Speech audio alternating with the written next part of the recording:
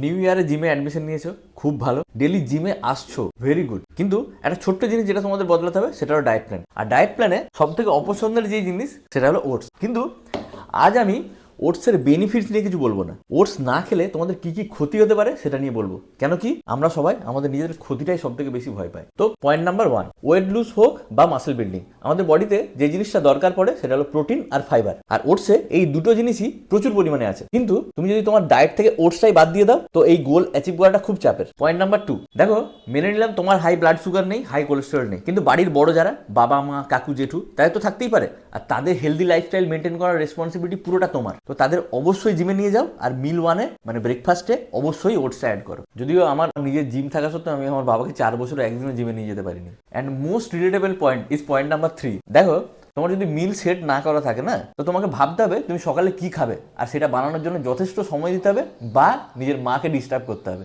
So choice is yours. তো তাই বলবো টেস্টের পেছনে যেও না, ভেবে দেখবে প্রত্যেকটা টেস্টি খাবারই না আমাদের বডিতে কোনো না কোনোভাবে ক্ষতি করে। মানলাম প্রথমের দিকটা অসুবিধা হবে, আর যদি অসুবিধা হয় না প্রথম কয়েকদিন ওষুধের মতো ওটা খেতে থাকো, আর যখন বেনিফিটসটা তুমি বুঝতে পারবে তখন দেখে নেবে তোমার সব থেকে পছন্দের ব্রেকফাস্ট মিল ওটাই হবে। সো বেসিক্যালি সবাই ওটস খাও আর ফলো 1%।